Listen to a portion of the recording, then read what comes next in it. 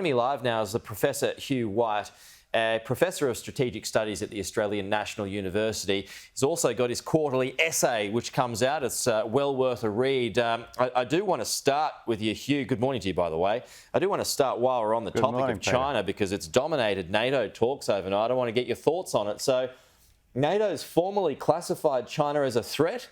It's called it malicious by expanding nuclear capabilities in secret. It's definitely some of the most aggressive language, shall we say, that NATO's used on China. What do you make of it? Oh, look, I think this is a very significant set of developments coming out of the NATO summit, Peter, because I think, you know, this is the new NATO strategic concept. It sets the directions for the world's biggest alliance for the next decade.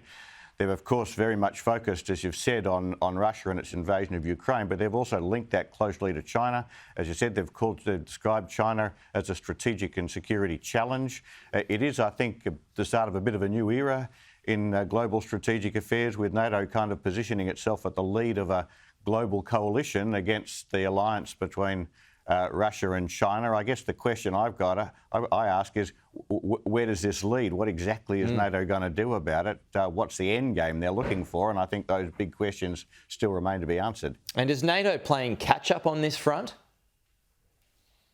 Well, certainly, I think, you know, if we look back even a decade, the last time NATO did this, it should have been obvious that Russia was dissatisfied with the post-Cold War order in Europe. It should have been obvious that China was dissatisfied with the post-Cold War order in Asia. I think NATO continued to be a bit Pollyanna-ish about the way in which the sort of US-led post-Cold War order was going to last forever. They are, I think, playing catch-up. They do now face very obvious aggression from Russia in Eastern Europe. They do face a very obvious bid by China to take America's place as a leading power in East Asia and the Western Pacific.